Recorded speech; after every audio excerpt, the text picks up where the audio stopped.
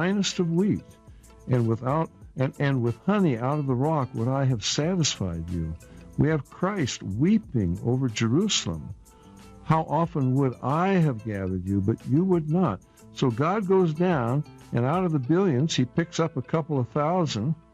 And I don't think that you could imagine that he really wants all of them to be saved. He carries out some of them. Now, so I think we're getting to the big issue. The elect. The big issue is, well, no, I think the big issue is God, first of all. I think you and I have a different idea of God, but I would like to be clear on it. I don't want to falsely accuse you or have a false impression of what Calvinists believe. Do you believe that God really loves everybody and really wants everyone to be saved?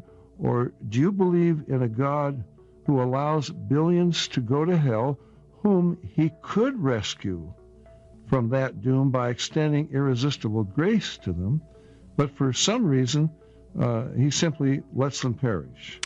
Well, that is not really the representation of the Reformed position, but I will answer it anyways. I believe that God is loving to any creature if he allows him to live past the first moment of his first sin, or in point of fact, he's loving to the entire human family because of original sin, each person being born guilty of that transgression of Adam. Every breath a person takes is extended by God's grace to them. But there is a special love that God has for a people called the elect. The New Testament is filled with references to God's elect people. Jesus spoke of the Father giving to him a special people and entrusting their salvation into the hands of the Son. And so those elect people who are not chosen for anything they do, they are no better than anyone else. They are just as deserving of eternal punishment. Yet in God's grace, from eternity, he has chosen to place his grace upon them, to draw them to himself, and to unite them with his Son, Jesus Christ. Not for anything they've done. They don't deserve it. And in fact, the only thing that separates the redeemed in heaven from the condemned in hell is a one word called grace. Not anything in me. And so when you say, do I believe that God is attempting to save every person? No, I do not. Ask that. No, I didn't ask that. Well, but here's one of the differences, Dave, is that I believe that God saves. Not that it's an issue of desiring to save and failing to do so. I believe that God saves every single individual that he chooses to do so. Okay, now you said desiring, but now then you introduce choose. So he has to decide, or he has to choose to save. Now, right. I James, I'm just trying to get it straight. Sure. We have Adam and Eve in the garden, for example. They were not depraved. Right. They were not dead. Nope. In trespasses and sins. But they rebelled. So obviously depravity, or being dead in trespasses and in sins, is not the reason why man sins. Man must have a will. He must be able to make choices. Well, what's the difference between a will? Again, here's an important issue. We believe that man has a will. But we also believe that since Adam and Eve are no longer here, and it's just us folks now, that the will of man is enslaved to sin, and outside of the grace of God, no one would ever choose him. And we need to look at that when we come back from this break. But Straight Talk Live is back. 1360 KPXQ, Glendale, Phoenix. And welcome back to Straight Talk Live. My name is James White, sitting in for Marty Minto on this Friday afternoon, and my special guest, live from the desert Northwest, how's that sound, is Dave Hunt, and we are talking about an article, not really an article, a question that was asked in the August Berean Call newsletter, which is, it seems that Calvinism is gaining an influence, and as a result is causing controversy and even division in some churches.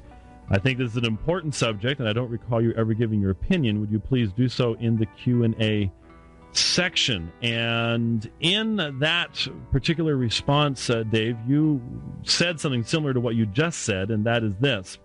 Jesus weeps over Jerusalem. How often would I have gathered you together as a hen gathers her chicks under her wings, but ye would not. Christ could not state more clearly that he truly wants to bless them and that they have rejected him, but Calvinism changes the whole picture. If they are totally depraved, then they can't believe in him unless he causes them to do so through irresistible grace. So would I and ye would not for the Calvinist really mean I would not and ye could not. You just cited Matthew 23:37 the same way on just before we took our break. But if you'll look at your Bible, Dave, the citation in the article is in error. First, I don't know where it says he's weeping over Jerusalem, but secondly, your rendition says, how often would I have gathered you? But the text says, how often would I have gathered your children together as a hen gathers her chicks under her wings, but you would not. And one of the reasons I point this out is that I believe this passage is frequently misused. And in fact, I sent the Potter's Freedom up to you. You'll notice there's a chapter in there called The Big Three. And that's because Norman Geisler, in his book Chosen But Free, which I was responding to, cites Matthew 23:37, 2 Peter 3:9, and 1 Timothy 2:4 over and over and over again in the course of the book. And one of the problems is that Matthew 23:37, is not a soteriological passage. It's not a passage talking about how men can be saved. It's not discussing the abilities of man. It is instead, secondly, a passage that is in condemnation to the Jewish leaders. The entire passage, beginning all the way back in Matthew 23 at the very beginning, talks about the scribes and Pharisees. Verse 13 says, woe to you, scribes and Pharisees, hypocrites, because you shut off the kingdom of heaven from people, for you do not enter in yourselves, nor do you allow those who are entering to go in. This is the same thing here, that these men have resisted the work of God all along. And the most important thing is, in verse 37, is that the ones that it says Jesus wanted to gather, even if you take that to be soteriological, that is, I wanted to save them, even if you take that out of context, it's not the same people who are unwilling. The ones who are unwilling are the Jewish leaders. It's their children, those who are under them, that Jesus wants to gather, and the condemnation is the Jewish leaders are standing in Jesus' way. So I found it interesting that both the last time you just read it and then in the article, it was changed. But I'm sure it's just typographical error. But how often would I have gathered you together, but you would not? That's not what Jesus said in Matthew 23. Yes, well, you